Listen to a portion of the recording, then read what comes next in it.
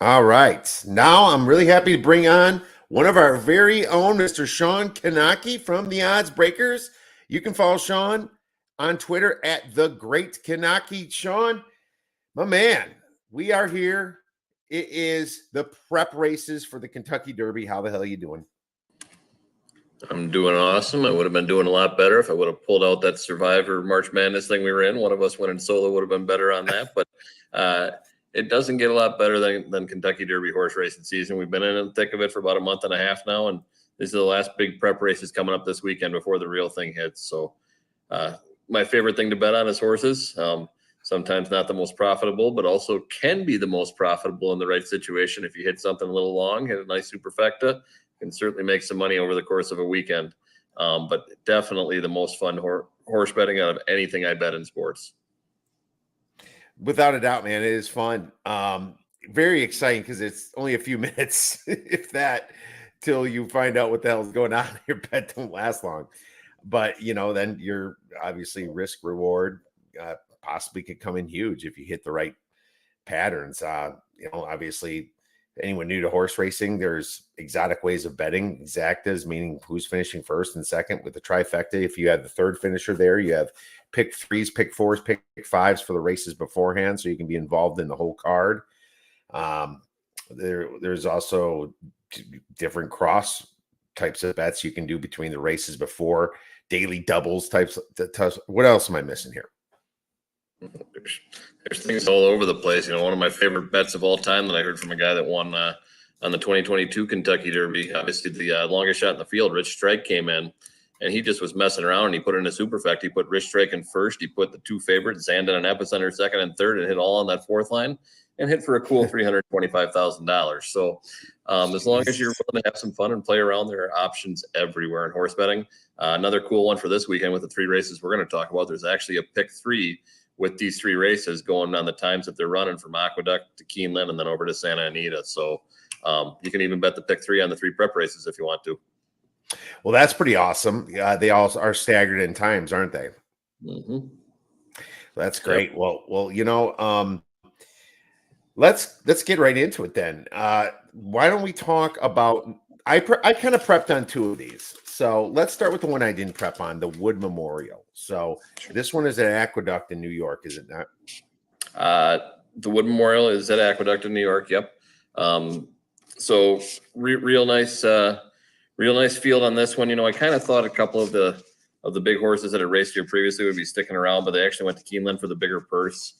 Some of the favorites. We'll talk about those guys in a minute, but still a really nice, strong field here. Couple different favorites. Deterministic is the 4-horse. He's the odds-on favorite, coming off at 7-5 on the early line.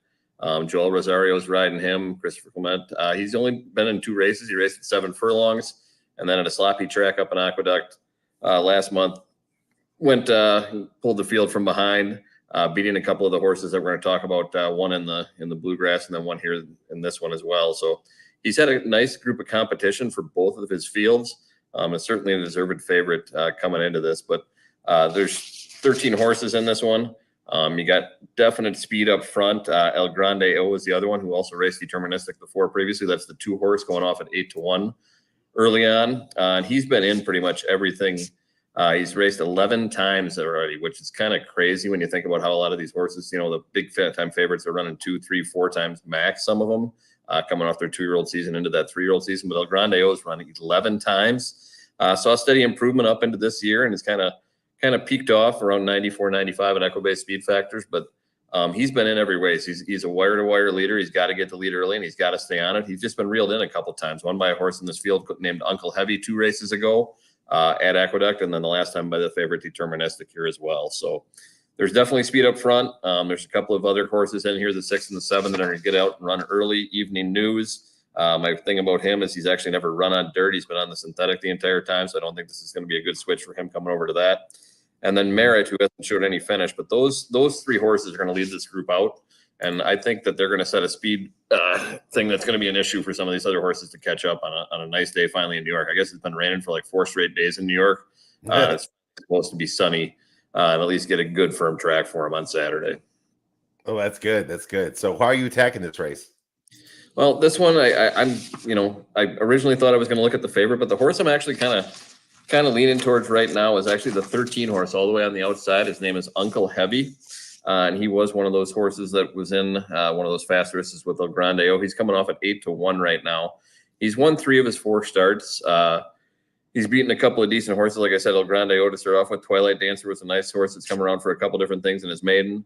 But winning that Withers Grade 3, his one bad performance, he came in 5th in the Nursery Stakes, which was at Parks, which is where he's based out of. Just had a bad trip, ended up in 9th coming out of the gate, didn't really get going, and that was at 7 furlongs. And as he's moved up here in distance, he actually ran the mile in the 8th the last time out and had a real nice time in there. 95 equibase speed rating, which is right up there with the favorite. So he's going to have a tough trip all the way coming from the outside, and that's my main concern. But he's not a sprinter. He's not going to have the lead. He can tuck in by the rail behind everybody here, and I think pick his way through later on. Like I said, it's going to be really fast up front, and there's going to be a lot of horses gas coming down that stretch, and I think he's going to be one of the ones that can hang out there at the end. Possible closer here, it looks like. So possible closer. I think all 3 of these races that we're going to talk about today have a lot of speed up front, more than normal. There were a couple quarter miles that went out in 20 and 21 with some of these horses that are going to be on the pace here. So there is some fast stuff going on early in some of these races. So I'm going to attack it with Uncle Heavy. My second favorite is that 4 horse that we talked about, the favorite, Deterministic. And from there, I'm kind of fading some of the other ones. Gettysburg Address is a 30-1 that I'm kind of interested in. He won his maiden, but hasn't actually gotten anything since then. Lost both of his stakes races to Smarty Jones and Street Sense. Came in 4th in both of those races. Only hit the board once since then. But I think he's gotten better every time. And that's really the name of the game with a lot of these prep races in the Kentucky Derby is which horse is going to take that next step and increase that speed and continue to move forward. And I think he's done that up until 2024. Just the last race was one I was a little concerned about, but I think he's got potential as a long shot. So those are the 3 I'm looking at the top of the card. The other big favorite that's in here that I'm kind of avoiding a little bit is Tuscan Sky, another horse that's only run twice. He hasn't run in a stakes race. Did have some competition in his last time out in allowance against a horse named Knoche, which has proven to be a decent horse. But he hasn't run since February 17th here, so he's got that 6-week window. But only having run those 2 times without great competition. It's a Todd Pletcher horse with Manny Franco on it, so that's something that you certainly have to look at. But I just don't think he's going to be able to hang. He's going to have that speed up front. He's going to want to be towards the lead, and he doesn't have that initial speed that some of these other horses do, like Evening News and El Grande O. So he's going to get shuffled a little bit into that middle of the pack, and I don't think that's a good spot for Tuscan Sky to be. All right. Well, there you go. They're not a great spot for Tuscan Sky, and that's good to know. That's one you're going to be fading. What was his odds going off at? He's at 4-1 right now. That's the 9. So, like I said, my top 3 here is going to be Uncle Heavy at 8-1, Deterministic at 7-5, and then we're going to look at the long shot 10 Gettysburg Address as my top 3 in the Wood Memorial. All right. Well, there you go. There's your top 3, and I'm sure you'll be using them in some packages. And obviously you can check out any of Shawn's packages over at theoddsbreakers.com. He'll have plenty of horse racing for you this weekend, if not Major League Baseball, where Shawn is also a specialist in betting as well as fantasy in Major League Baseball. Let's move on to the next race. So let's talk a little bit about the Bluegrass. And the Bluegrass is at run at Keeneland, and we're looking at about a mile and an 1/8, I believe. Nice distance on this one. The other ones, I believe, popular ones are mile and 1/16. So we have a full, I believe, 12 contestants in this one. Am I right? Yeah, they're going to be coming down. I think it's at 11 now is what I looked at on the close this morning. So 11 horses running. I think Top Connor at the 1, and then Encino at the 11 was the last one I had in this race. I actually have the PPs for this from the Brisnet, and I used to do the Equibase, but I just decided to switch it up last year. I don't know which one's right, Shawn. Can you comment on some of these PPs and how these are graded? Is there one that you prefer? I use the Equibase. I think the speed rating is a little more consistent for what I like to do. The Buyer's kind of the traditional one that people are going to look at in the business, but the Equibase for me, it just gives me a little bit better picture for what I like to look at and the way I like to look at it. And that's really a personal preference more than anything. They've all got the same information. It's just how they compile that actual speed rating for the actual race. To be honest with you, I think some of the day of Twin Spires ones where you can actually go in and look at their actual pace rating for different portions and early paces, I think it's a nice little breakdown to have too. But you can get that here. You're just looking at the actual split times on the sheets, but it's nice to have it in one compiled number, like the actual speed rating as well. All right. So who do you have for the favorites in this race? So favorites in this race, the second favorite actually right now, even for the Kentucky Derby, is running this, and that's the 10-horse Sierra Leone. He's going off at 2-1 right now. It's a $2.3 million sale yearling, trained by Chad Brown. Tyler Gaffaleone's going to be on him, so obviously you got some big names there. And he's performed fairly well, 3 races. He's won 2 of the 3 of them, losing the Rems and Grade 2 stakes to another horse that's in this race, Knoche, by a nose in a bob and weave. And I think those two are going to have a little rivalry growing here, both this Saturday and in the Derby. Knoche, I believe, is the 4th favorite right now in Kentucky Derby. So you got the number 2 and the number 4 live odd favorites for the Kentucky Derby, both running in this race. Like I said, 2-1 on Sierra Leone. That's the 10-horse. And then the 4-horse Knoche is running at 3-1 currently. Knoche has won 3 out of 5 races, including the last 3. The last race, the Fountain of Youth Grade 2 stakes down at Gulfstream, really wasn't much of a competition for him. You know, the long shot, Ladome Bro, he really didn't have anything to worry about in that race. But he got the nod over Sierra Leone. But you know, I think both of these horses are beatable long term. I think there's some other horses that haven't quite performed to their peaks yet, especially as we get into the actual Derby. But even in this race, there's a couple interesting other contestants that I think they're going to give them both a run for their money. I'd like to hear who you have. Is it Dor Kanaki? Are you going that route? No Dor Kanaki. Like I said, I'm fading both of them. My pick on this one is actually Just a Touch, who came in second to the horse we talked about just a minute ago in the Wood Memorial, Deterministic, in his last race. So Deterministic won that race by 2 lengths over Just a Touch and El Grande O, but it was on a sloppy track at Aqueduct. And just looking at what Just a Touch was able to do coming from the back of the field, he came around the first quarter mile in 9th and then actually reeled everybody in to get into second on the back stretch. So I think he's one. Like I said, all 3 of these races are going to start off with a lot of speed up front. This race, you're going to see the number 1 horse, Top Connor, give it a go and just try and get out and get the whole thing done. Knoche, that second favorite, also likes to run out. And then Just a Touch should be just a little bit behind him. But if he gets a clean trip out of that 6th spot, gets in that 3rd or 4th riding position near the rail, I think he's going to have a real good trip and a chance to win. The favorite, Sierra Leone, is going to be coming from all the way in the back. He should probably be the last horse coming out of the gate, and that's where he wants to be. He's a complete stalker. He wants that inside rail, save the ground until he gets on towards that home stretch, and then he's got the best finishing speed in the group. So those are all actually the 3 favorites, but the one I'm looking at is the number 6, Just a Touch. Like I said, I think both Knoche and Sierra Leone are beatable in this race, so he's the one I'm going to go after with Brad Cox and Florent Giroux riding. What about Good Money, who's another Chad Brown horse here? I mean, is he going to be a sacrificial lamb for Sierra Leone, or is this, you know, the way he's looking at it is just he doesn't care who wins it? You know, and that's always a conspiracy theory that us horse bettors like to look into a little bit. If someone's going to try to do some big fractions or some quick fractions for a closer. Well, Chad's actually got 3 horses in this race. So that number 1 horse I talked about that's going to be out and just try and run and go is Top Connor. He's only run the one race, and one that is maiden out on February 17th. So that's the horse that he's going to let go and try and set that pace and try and really tire out this field and make him stay up with him. Good Money hasn't shown a lot yet. He also won his maiden. Rod Ortiz was on him on that second time at the Tampa Bay Derby, where he came in 4th. I mean, the 3 horses that finished in front of him, Domestic Product, No More Time. I'm not really familiar with Grandmo the First, but the other 2 horses have actually done some damage already in their 3-year-old season. So nothing to shake your head at. It was certainly a decent field in that grouping, but I don't think he's got the speed rating here coming off with an Equibase 82 and 81 in his 2 outings to have a chance to compete with these other horses here. Well, good. And the Tampa Bay Good Money was out to the front, and he got maybe slightly bumped, but I wouldn't even call it that. But that finish was a photo finish, at the Tampa Bay. So that 4th was like milliseconds, literally. Yeah, he was less than a length behind. Yes, absolutely. It was I rewatched that today, and that's why I'm looking at him at 20-1. You still have a Chad Brown horse here. You have a good post position, great odds and great number at 20-1. So I'm going to use him.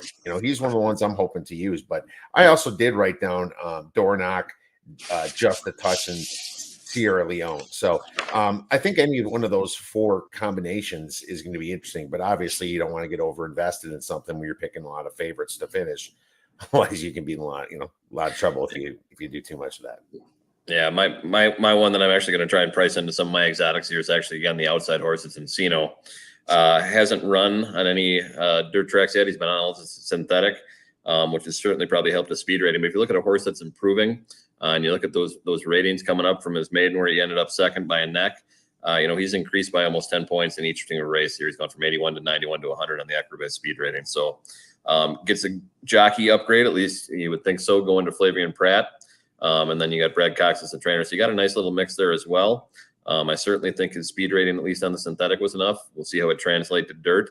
This is another horse we were talking before we went on air. Nyquist is one of the sires here. So good background there, some good heritage. And I think there's a chance that if he can get a good trip again, he's not going to be up front running. He's going to be tailing in behind these guys and stalking. If he can get in front of Sierra Leone and have a better spot position than him when they actually hit that kick, I think he's got a shot in there too. So he'll be on some of my exotics. So just a touch to win for me. Sierra Leone I got second, and then Encino I got in third as my top 3 for this one. All right. Well, good stuff. Wow.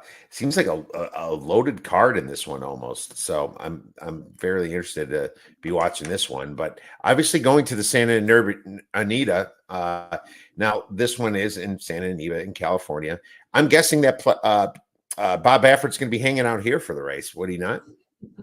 Yeah, he's not coming to Kentucky Derby, and none of these horses that are in this race are coming with him. So last couple of years, he's kind of pawned off some horses to different trainers so they can run in the Derby.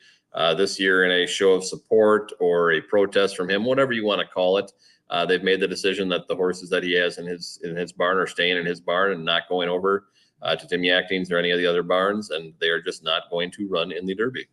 So with his last year? Is this his last year's suspension? Well, they added this one on, so supposedly this is the last year. But after what happened and how everything went down, I wouldn't be shocked if they don't tack another one on. And I think they should. So, but he deserves it. Absolutely. That's me. I mean, he no matter what you say and how you try and hold the high road here, this isn't the first time he's been caught doing this. And other trainers have been caught too, but he has been a repeat offender right now. And however you swing it, you're doing something to try and gain an advantage, and you got caught, and that's the end of the story. And he's dealing with the punishment. And I think if they're going to try and make everything as fair as it possibly can, they got to keep doing the testing. And if he gets caught again, he should be banned for life. But that's just my own opinion. Well, hey, this is an 8-horse race, right? It's always a little smaller. Actually, I think 8's a little bit bigger from what we saw in the past, the recent past, in the recent history of the Santa Anita Derby. But here we are. You have the 2 Baffert horses here. And, number 4 is going to be in the 4-hole Imagination. And, he's had some very good numbers and some good speed figures himself. It looks like he won the San Felipe, and, he's won 2 of his 3 last races. And the one before that, he took second. And then obviously you have Winstock, and Winstock also some very good numbers, except for, I think he had one bad race recently, and that was his recent one. I don't know what happened in that one. Maybe you know a little bit more about this grade 3 race, but Winstock's been winning until that happened. So what do you think about the Baffert horses, first of all? I think both of them are in play here. Imagination, being the odds-on favorite, is certainly deserving, winning the San Felipe by a head over a real nice horse and Wind Me Up, and then McVeigh, who's also in this field. He was able to outduel everybody, and once he got around the half mile, he just had the lead and just held on to it. So little change here. Franco Dettori will be on him for the second time. He had been with Flavian Pratt to start off with over at Del Mar during the winter season. Dettori has certainly done well in this meet, hitting the 19%, but traditionally he's not one of the better jockeys out there, from my opinion. But I think he's going to be in play. The other one, Winstock, he did have a bad trip on the last time. He ran into a lot of forward traffic, and then he actually almost stopped coming around the 5/8 pole from the note I had. But he should certainly be in play. Like you said, his 2 races prior to that one were both in 2023 during his 2-year-old season. So he doesn't have a lot of recent race history out there, just that one race in his 3-year-old at 24. But just from a speed perspective, his 2 races prior to the one where he got bumped there and he got into traffic, he was building up. But Imagination is far and away ahead of the rest of this field as it comes from the speed ratings. He ran a 101 and a 104, still improving, which is actually the best of any of the group that we've talked about today. So he should certainly be there. Those 2 horses. the question is, do you want to go with the Baffert horses? Do you want to try and beat them? And I'd say probably, 60-70% of the time out on the West Coast, whether you're betting Santa Anita or Del Mar and Baffert horses are in there, they're probably the ones to be on, to be honest with you. If he's got one in a big stakes race, it's a good chance they're going to hit the board and possibly win. But for me today, I'm actually fading them. I think the two horses that I'm looking at ahead of them are both the two right inside of them on the rails there, which is the number 2 Tapalo and the number 3 Stronghold. Tapalo is a John Sadler horse. He's certainly pulled some upsets with Umberto Raspali on him. He's got some nice showing so far. He's only missed the board once in his maiden. He came in second by a length in his last stakes race, which is the El Camino up at Golden Gate on the synthetic, and he certainly improved every single time out. Like I said, that's what I'm looking for, is a horse that is improving every single time out. He's ran twice already in 2024, increased those speed ratings, and I think he's going to be one that can be looked at to get out in front and kind of move on that. The other one is Stronghold, who won the Sun Derby his last time out. Antonio Fresu has certainly been on him, and he's familiar with him. That speed rating last time was a little bit lower than where Imagination and Tapalo are, but I think having that inside pace there and actually being able to get out and go faster. Imagination, again, is going to try and get out and run here also. But I think those two having that inside spot are going to be an advantage for them. I think there's going to be enough speed here where they're all going to be running and trying to wire this field. Everybody's going to be all out. The favorites, the top 3, and Baffert's second horse Winstock. So that's kind of how I'm looking at this one. If I got to go anywhere else, I don't think I can. It's those 4 horses or nothing for me. McVeigh is the only other one that's got the lower odds at the 7 hole. He's got Hector Barrios on him, switching over from Free, so he's got a couple different ones. And John Sheriff has certainly had some success. He's won this event a couple times, but I can't look that way. I think those 4 horses on the inside are going to get out and go. I don't think anybody's catching up to them. What about EJ won the Cup? Doug O'Neill. Old EJ won the Cup. Actually won a race down by you at Turfway Park last time out, wiring the field as a 1-10 favorite. So I'm not really calling that an impressive showing on that one. The rest of the field wasn't up to much.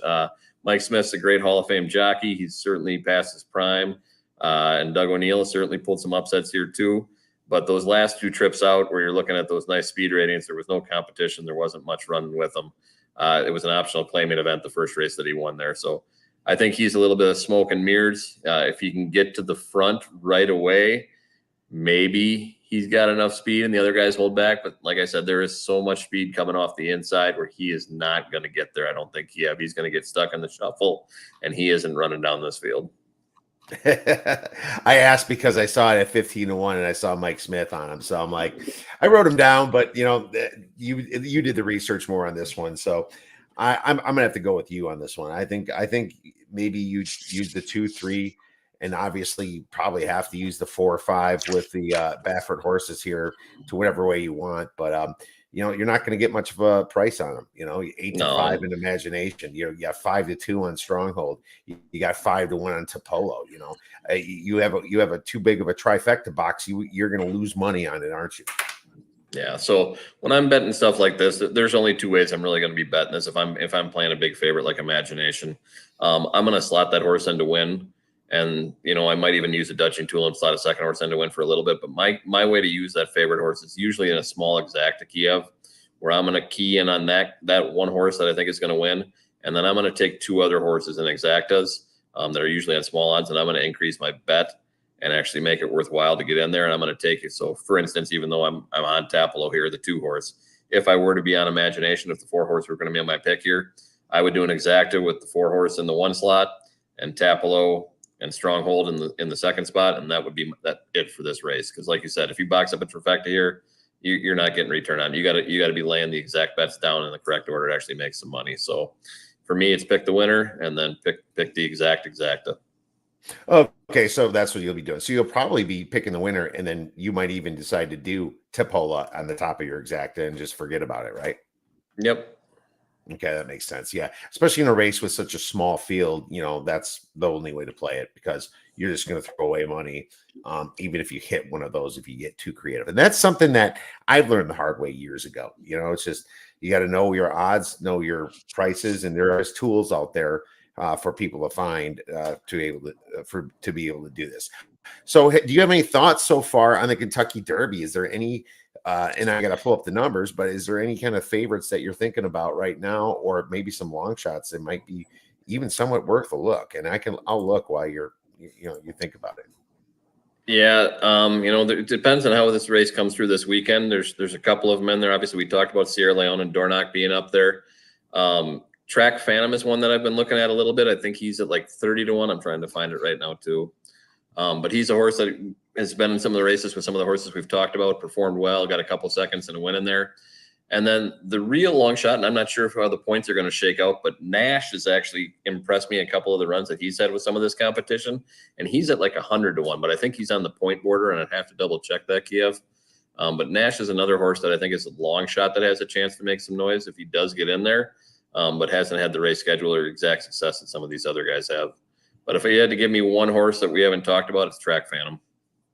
Track Phantom. All right. Well, we'll keep that in mind. Track Phantom, and you obviously have the Lexington as the last prep race next week to look at to see if you who's going to be making it in to the big Derby. All right. Well, great stuff, man. Awesome to hear what you're going to do in these massive races this weekend.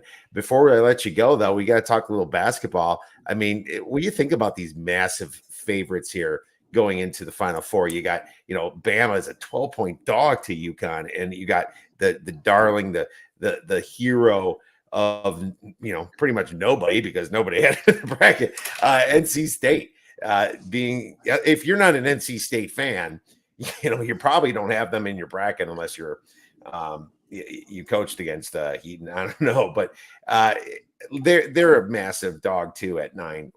Did you make any plays? Or are you going to play anybody in the Final Four? Looking at the game setups, and this is kind of where I kind of have gotten stuck on this. If you look at the way Illinois and Connecticut went down, yes, there was a 30-0 run in there, but you kind of feel that the way Illinois wanted to play with pace and they wanted to get up and down, Connecticut's defense started controlling that game. They wanted to turn it into a shootout, and Connecticut's defense said, "We'll run with you, but you're not scoring."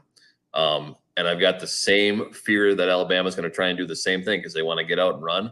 And if they don't score, it's going to get ugly really, really quickly. And that's kind of where I'm scared on that one. If anything, I'm still leaning to the over in the game because I think they're not going to stop run. They get down 20, they're still going to push as hard as they can. And Connecticut's not going to slow it down until they're up 25 in the second half. So I still lean over in that game, but I actually did not make any bets on the first Final Four games. Just didn't like anything that I saw. That was my only lean. I'm just taking Purdue because I just still can't buy that these teams can miss so many wide open shots against NC State. And maybe the force is strong with them again, but either way, I see fouls. I see Burns in foul trouble. I see Edey shooting massive amounts of free throw, but also scoring inside when he needs to. I think this could be one of those just games you got to turn off when there's 15 minutes left. You're like, this is over. I can see that for both of these two. So it might be that boring, when you have these favorites this big. But it's funny. Just such an amazing situation here when you have an NC State team that wasn't going to make it, and here they are. Well, I think Cinderella is going to run out on this one, but crazier things have happened, and it's going to be an interesting race. But Shawn, really appreciate all your hard work, my man. Where could our listeners get your plays and your thoughts for this weekend? Yeah, so you can find all my stuff right on the website with you, Kiev. It's at theoddsbreakers.com. Personally, if you want to look me up or get me a message, hit me up on Twitter at the Great Knoche. You can also find I do a lot of fantasy baseball writing. I'm over at razzball.com. If you have any fantasy baseball questions, you're down with that kind of thing, or baseball DFS, or any baseball questions whatsoever, hit me up at razzball.com. Yeah, Shawn's a very big contributor over at Razzball as well. Shawn, thanks so much for being on. We'll be texting over the weekend. All right, sounds good. Thanks, Giff.